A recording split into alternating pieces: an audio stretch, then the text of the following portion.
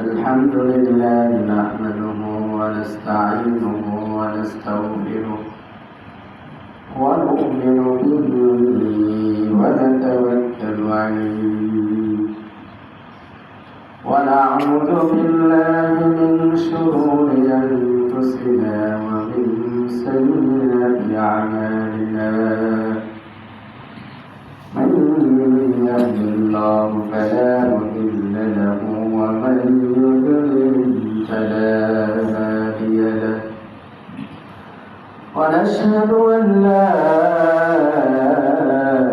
إله إلا الله وحده لا شريك له ونشهد أن سيدنا ومولانا محمدا عبده ورسوله الذي أرسله بالحق بشيرا ونذيرا وداعيا إلى الله بإذنه وسراجا منيرا أما بعد فأعوذ بالله من الشيطان الرجيم بسم الله الرحمن الرحيم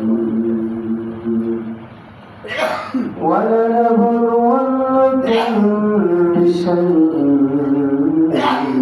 من الخوف والجوع ونقص من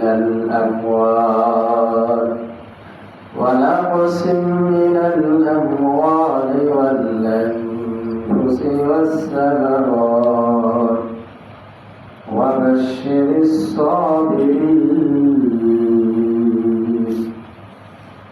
وقال تعالى عن أنس رضي الله تعالى عنه قال قال رسول الله صلى الله عليه وسلم لا يؤمن أحدكم حتى أكون أحب إليه من والده وولده والناس أجمعين أو كما قال النبي عليه الصلاة والسلام في شان حبيبه مخبرا وآمرا إن الله وملائكته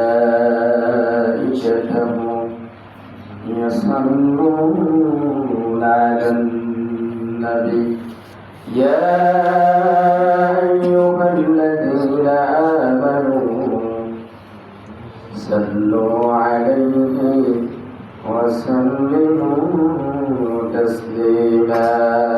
اللهم صل على سيدنا مولانا محمد وعلى آل سيدنا مولانا محمد. اللهم صل على سيدنا مولانا محمد وعلى آل سيدنا مولانا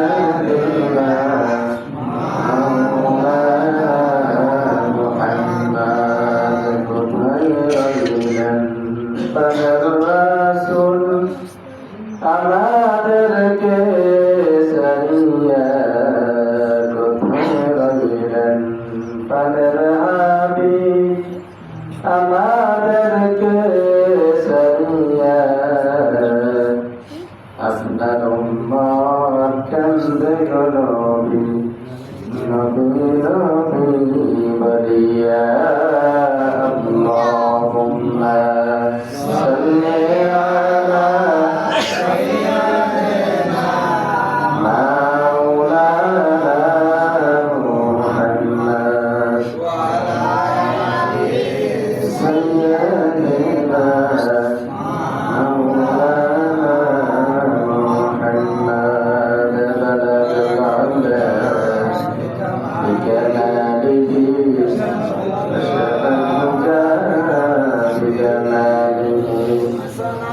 حسنت جميع خصاله صلوا عليه وآله سلموا يا كرما صلوا على سيدنا مصطفى رحمة للعالمين لا إله إلا الله لا إله إلا الله لا إله إلا الله لا إله إلا الله لا إله إلا الله لا إله إلا الله لا إله إلا الله لا إله إلا الله لا إله إلا الله لا إله إلا الله لا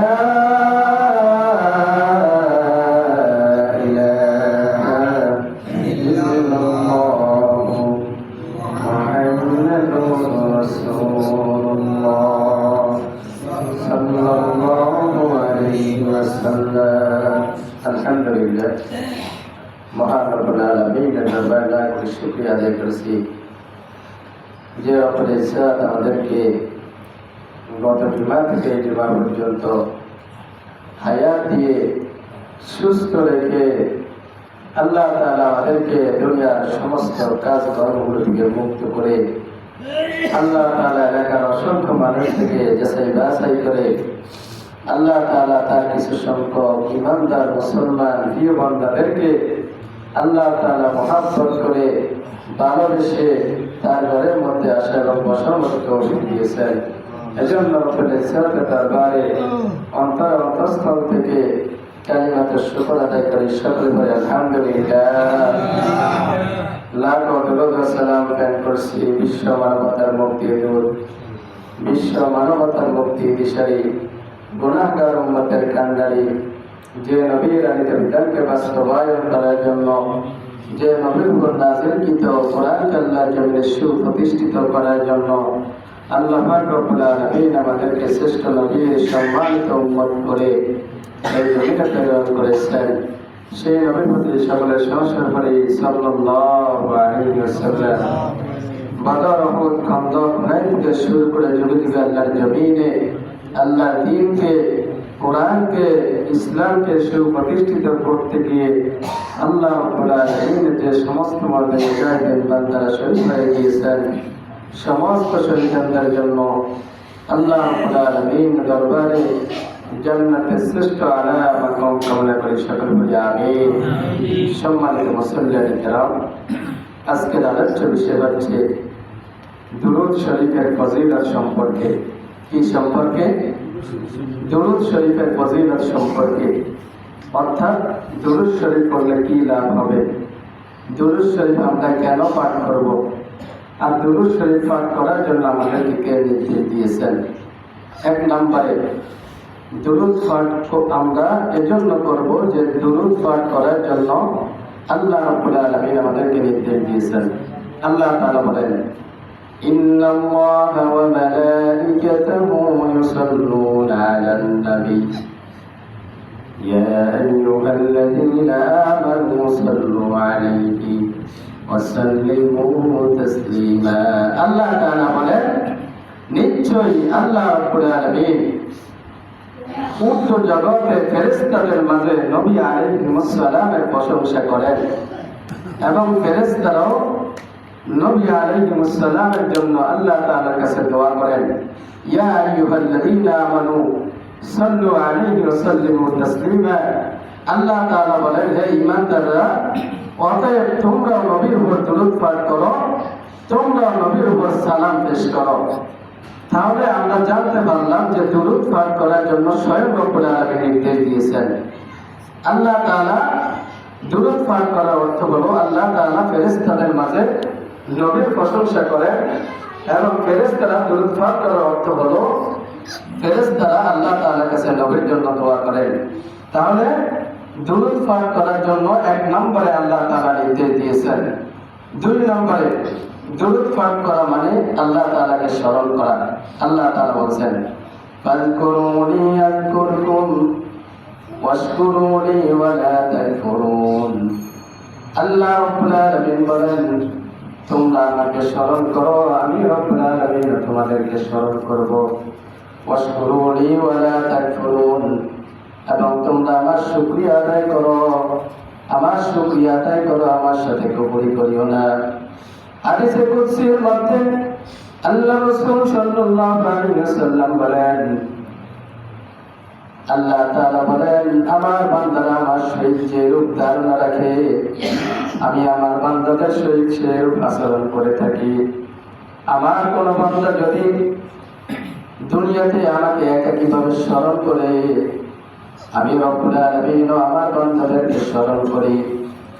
আমার কোন বান্দা যদি দুনিয়ার কোন মজলিসের মধ্যে আমি রব্বুল আলামিনকে স্মরণ করে, আমি রব্বুল আলামিন দুনিয়ার মজলিস থেকে উত্তম মজলিস ফেরেশতাদের মজলিসের মধ্যে আমি আমার বান্দার কথা আলোচনা করতে থাকি।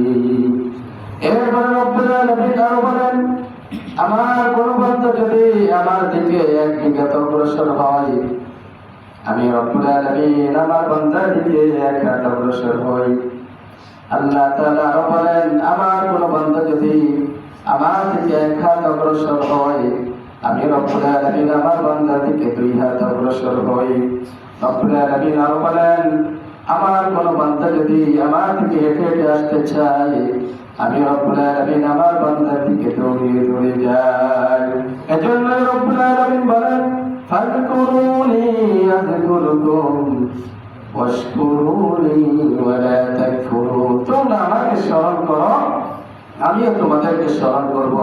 তাহলে 2 নম্বরে দুরূদ পাঠ করার মাধ্যমে স্বয়ং রব্বুল আলামিনকে স্মরণ করা হয়। তাহলে 1 নম্বর আমরা বুঝলাম যে দুরূদ পাঠ করার জন্য আল্লাহ তাআলা নির্দেশ দিয়েছেন। 2 নম্বরে দুরূদ পাঠ করার মাধ্যমে আল্লাহ তাআলাকে স্মরণ করা হয়। 3 নম্বর, আমাদের দুরূদগুলো আমরা যে দুরূদ পাঠ করি, এখন আমাদের প্রশ্ন জাগতে পারে, আমরা তো বাংলাদেশ থেকে বিভিন্ন জায়গা থেকে বিভিন্ন স্থান থেকে আমরা নবীর উপর দুরূদ পাঠ করি, কিন্তু নবীর দেশ তো আমাদের থেকে অনেক দূরে, নবীর রওজা তো আমাদের থেকে অনেক দূরে। আমাদের দুরূদগুলো কি নবীর কাছে পৌঁছে যায়? অবশ্যই আমাদের দুরূদগুলো নবীর রওজাকে পৌঁছে যায়, নবীর কাছে পৌঁছে যায়। সাহাবায়ে কেরাম আল্লাহ রাসূল সাল্লাল্লাহু আলাইহি ওয়াসাল্লামকে একদিন জিজ্ঞাসা করলেন, ইয়া রাসূলুল্লাহ, আপনি তো একদিন পৃথিবী থেকে চলে যাবেন, আমরা যদি আপনার উপর দুরূদ পাঠ করি তাহলে আমাদের দুরূদগুলো কি আপনার কাছে পৌঁছবে? আল্লাহ রাসূল সাল্লাল্লাহু আলাইহি ওয়াসাল্লাম বলেন, তোমরা পৃথিবীর যে কোনো প্রান্ত থেকে আমার উপর দুরূদ পাঠ করো না কেন, আল্লাহ রাব্বুল আলামিন একজন ফেরেশতা পৃথিবীর মধ্যে নিযুক্ত করে রেখেছেন। তারা পৃথিবীর আনাচে ঘুরতে থাকেন। যখনই আমার কোন উম্মত আমার উপর দুরূদ পাঠ করে, সঙ্গে সঙ্গে ফেরেশতারা তোমাদের দুরূদগুলো তোমাদের নাম সহ আমি নবীর কাছে পৌঁছে দেয়। সুবহানাল্লাহ। তাহলে দুরূদগুলো আপনি যেখানে বসে পাঠ করেন না কেন, দুরূদগুলো ফেরেশতারা নবীর কাছে পৌঁছে দেয়। অন্য হাদিসের মধ্যে হযরত আবু হুরায়রা রাদিয়াল্লাহু তাআলা থেকে বর্ণিত, তিনি বলেন, আল্লাহ রাসূল সাল্লাল্লাহু আলাইহি ওয়াসাল্লাম বলেছেন, আমার কোন উম্মত যখন আমার উপর সালাম পেশ করে, কি পেশ করে? সালাম পেশ করে, তখন আল্লাহ রাসূল বলেন, আল্লাহ তাআলা আমাকে রূহ ফিরিয়ে দেন। রূহ ফিরিয়ে দেওয়ার পরে আমি আমার উম্মতের সেই সালামের জবাব দিয়ে দিই। সুবহানাল্লাহ। তাহলে সালাম পেশ করলে আল্লাহ রাসূল বলেন যে আল্লাহ তাআলা আমাকে রূহ ফিরিয়ে দেন, আমি আমার সেই উম্মতের সালামের জবাব দিয়ে দিই। সুবহানাল্লাহ। এজন্য নবীর উপর দুরূদ পাঠ করা দরকার আছে না? দরকার আছে কি না? আমরা বেশি বেশি নবীর উপর দুরূদ পাঠ করব। আল্লাহ তাআলা আমাদেরকে তৌফিক দান করুন। এরপরে 4 নম্বর হচ্ছে নবীর প্রতি দুরূদ পাঠ করা মানে প্রশস্ত হৃদয়ের পরিচয়। অর্থাৎ সবাই তো নবীর উপর দুরূদ পাঠ করে না। কারা নবীর উপর দুরূদ পাঠ করে? যারা বড় মনের পরিচয় দেয়, তারাই নবীর উপর বেশি বেশি দুরূদ পাঠ করে। হযরত আবু হুরায়রা রাদিয়াল্লাহু তাআলা আনহু বলেন, আল্লাহ রাসূল সাল্লাল্লাহু আলাইহি ওয়াসাল্লাম একদিন খুতবা দেওয়ার জন্য মিম্বারের মধ্যে পা দিতেছিলেন, হঠাৎ আল্লাহ রাসূল সাল্লাল্লাহু আলাইহি ওয়াসাল্লাম বললেন আমিন। দ্বিতীয় সিঁড়ির মধ্যে আল্লাহ রাসূল পা দিলেন, বললেন আমিন। তৃতীয় সিঁড়ির মধ্যে আল্লাহ রাসূল পা দিলেন, বললেন আমিন। যখন তিনবার আমিন বললেন, যখন করব শেষ করার পরে আল্লাহ রাসূল সাল্লাল্লাহু আলাইহি ওয়াসাল্লাম মিম্বার থেকে নামলেন। সাহাবায়ে কেরাম জিজ্ঞাসা করলেন, ইয়া রাসূলুল্লাহ সাল্লাল্লাহু আলাইহি ওয়াসাল্লাম, আজকে আপনি মিম্বারে ওঠার সময় এমন কিছু শব্দ বলেছেন যা এর পূর্বে আপনি কখনো বলেন নাই। আল্লাহ রাসূল সাল্লাল্লাহু আলাইহি ওয়াসাল্লাম বললেন, ও সাহাবায়ে কেরাম শোনো, আমি যখন মিম্বারে প্রথম সিঁড়ির মধ্যে পা দিলাম, তখন জিবরাইল আলাইহিস সালাম এসে বললেন, ওই মানুষগুলো ধ্বংস হয়ে যাক, ওই মানুষগুলো বরবাদ হয়ে যাক, যারা বৃদ্ধ পিতা মাতা পেল, পাওয়ার পরে তাদের খেদমত করে জান্নাতের উপযুক্ত হতে পারলো না, তারা কেন ধ্বংস হয়ে যায়। আমি বললাম আমিন। দ্বিতীয় সিঁড়ির মধ্যে যখন আমি পা দিলাম, তখন জিবরাইল বললেন, সেই সমস্ত মানুষগুলো ধ্বংস হয়ে যায় যাদের সামনে আমি নবীর নাম উচ্চারণ করা হয়েছে, কিন্তু নাম শোনার পরেও যারা আমার উপরে দুরূদ পাঠ করলো না, তারা যেন ধ্বংস হয়ে যায়। আমি বললাম আমিন। তৃতীয় সিঁড়ির মধ্যে যখন আমি পা দিলাম, তখন জিবরাইল বললেন, ওই সমস্ত মানুষগুলো ধ্বংস হয়ে যাক, ওই সমস্ত মানুষগুলো বরবাদ হয়ে যাক, যারা রমজান পেল, রমজান পাওয়ার পরেও যে সমস্ত মানুষগুলো তাদের গুনাহগুলো মাফ করে নিতে পারলো না, তারা যেন ধ্বংস হয়ে যায়। আমি বললাম আমিন। অর্থাৎ তিনটা বদদোয়া করলেন। কয়টা বদদোয়া? তিনটা। এক নাম্বার বললেন যে যারা বৃদ্ধ পিতা মাতা পেল, পাওয়ার পরে তাদের খেদমত করে জান্নাতের উপযুক্ত হতে পারলো না, তারা যেন ধ্বংস হয়ে যায়। আল্লাহ রাসূল বললেন আমিন। দুই নম্বর বললেন, যাদের সামনে নবীর নাম উচ্চারণ করা হয়, করার পরে যারা নবীর উপর দুরূদ পাঠ করে, তারা যেন ধ্বংস হয়ে যায়। আল্লাহ রাসূল বললেন আমিন। তিন নম্বর বললেন যে যারা রমজান পেল, রমজান পাওয়ার পরে যারা তাদের গুনাহগুলো মাফ করে নিতে পারলো না, তারা যেন ধ্বংস হয়ে যায়। আল্লাহ রাসূল বললেন আমিন। অর্থাৎ জিবরাইল আলাইহিস সালাম তিনটা বদদোয়া করলেন। তিনটা বদদোয়ার মধ্যে একটা হচ্ছে যে নবীর উপর দুরূদ না পাঠ করলে, আল্লাহ রাসূল বললেন, জিবরাইল বললেন, তারা যেন ধ্বংস হয়ে যায়। এজন্য যখনই কোনো মজলিসের মধ্যে আমরা বসবো, যেমন আজকে জুমাটির মজলিসের মধ্যে আমরা বসলাম, অথবা দুনিয়ার কোনো মজলিসের মধ্যে আমরা বসলাম, অথবা কোনো ওয়াজ মাহফিলের মধ্যে বসলাম, যখনই আল্লাহ রাসূলের নাম উচ্চারণ করা হয়, তখনই আল্লাহ রাসূলের উপর অন্তত ছোট একটা দরুদ পাঠ করা, সাল্লাল্লাহু আলাইহি ওয়াসাল্লাম, সাল্লাল্লাহু আলাইহি ওয়াসাল্লাম, অন্তত এই ছোট দরুদটা পাঠ করা। যেমন কোনো মজলিসের মধ্যে যদি বারবার আল্লাহ রাসূলের নাম উচ্চারণ করা হয়, তাহলে অন্তত একবার হলেও নবীর উপর দরুদ পাঠ করা। কয়বার? একবার হলেও নবীর উপর দরুদ পাঠ করা। এজন্য বলা হয়েছে যে সমস্ত মানুষগুলো নবীর উপর বেশি বেশি দরুদ পাঠ করে, এটা হচ্ছে প্রশস্ত হৃদয়ের পরিচয়। তাহলে 4 নম্বর হচ্ছে যাদের হৃদয় প্রশস্ত, তারাই বেশি বেশি নবীর উপর দরুদ পাঠ করে। এরপরে 5 নম্বর হচ্ছে নবীর উপর দরুদ পাঠ করা ঈমানের আলামত। অর্থাৎ আল্লাহ রাসূল সাল্লাল্লাহু আলাইহি ওয়াসাল্লামের সাহাবী হযরত আনাস ইবনে মালিক রাদিয়াল্লাহু তাআলা আনহু থেকে বর্ণিত, আনাস ইবনে মালিক রাদিয়াল্লাহু তাআলা আনহু قال قال رسول الله صلى الله عليه وسلم لا يؤمن أحدكم حتى أكون أحب إليه من والده وولده والناس أجمعين। আল্লাহ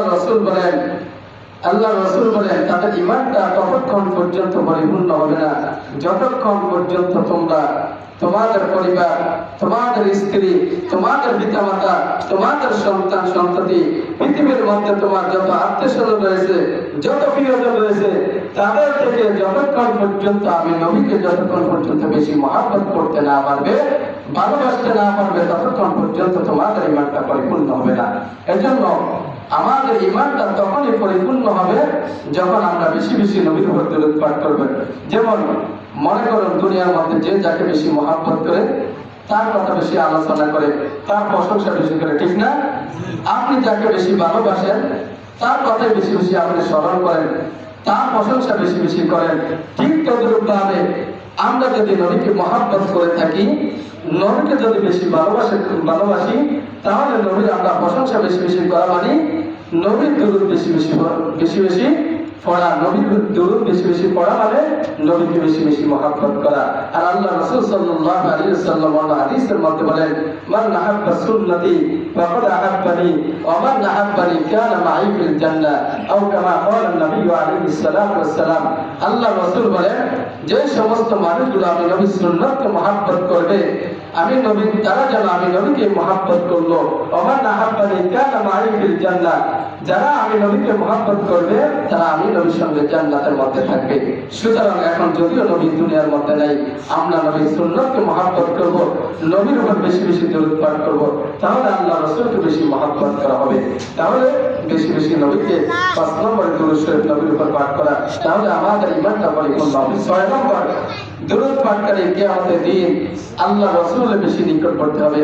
আল্লাহ রাসূল সাল্লাল্লাহু আলাইহি ওয়াসাল্লাম একদিন সাহাবায়ে কেরামদেরকে বললেন, ও সাহাবায়ে কেরাম, কিয়ামতের দিন কোন মানুষগুলো বেশি বেশি আমার নিকট করতে হবে তোমরা কি জানো?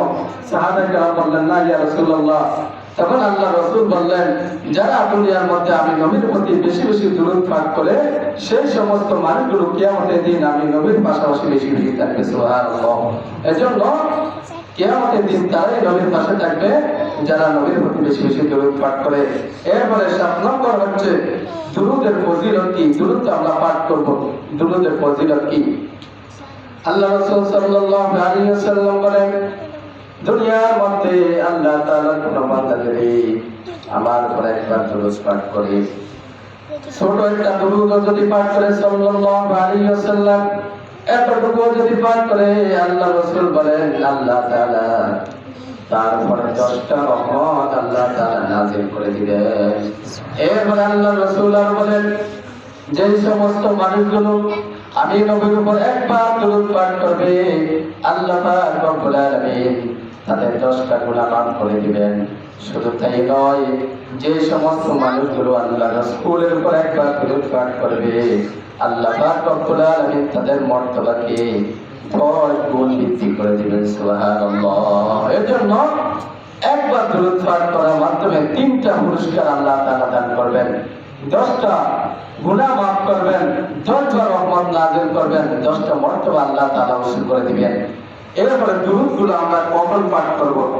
দুরূদগুলো আমরা কখন পাঠ করব?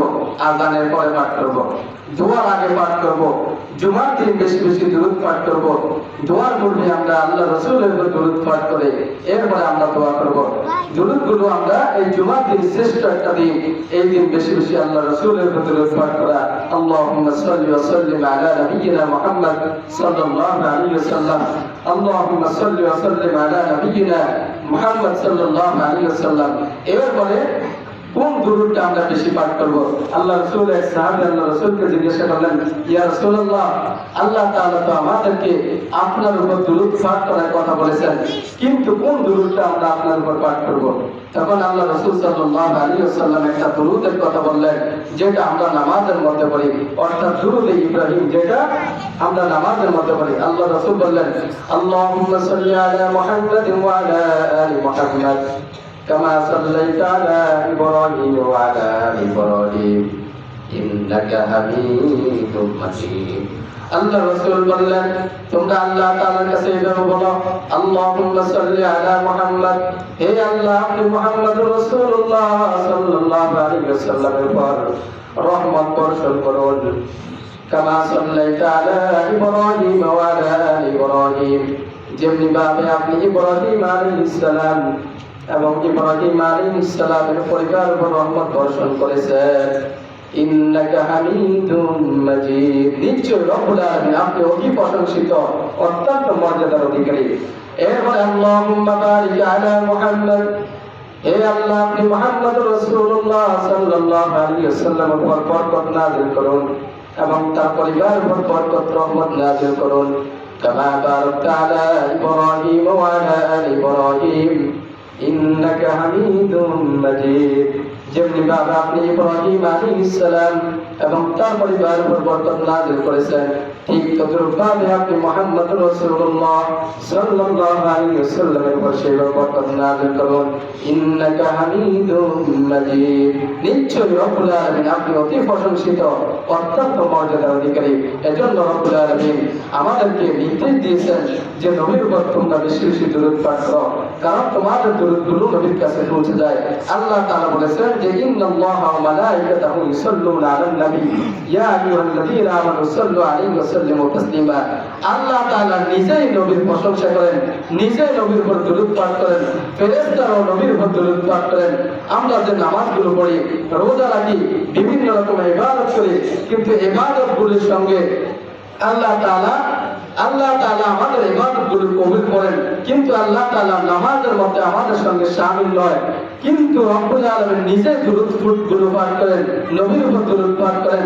সাহাবায়ে কেরাম বললেন, আল্লাহ রাসূল ফেরেশতারা আল্লাহ রাসূল সাল্লাল্লাহু আলাইহি ওয়াসাল্লামকে জিজ্ঞাসা করলেন, আপনি তো মরে যাবেন, পৌঁছে যাবেন, কিন্তু আমরা যে দুরূদ পাঠ করব তখন আপনার কাছে বুঝবে কিনা?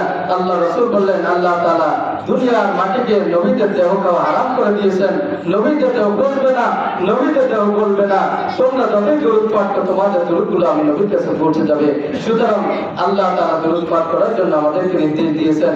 দুরূদ আমরা বেশি বেশি পাঠ করব। আমরা যত বেশি দুরূদ পাঠ করব আল্লাহ তাআলা আমাদের দুনিয়াবী সমস্যাগুলো দূর করে দিবেন, আমাদের দোয়াগুলো কবুল করবেন।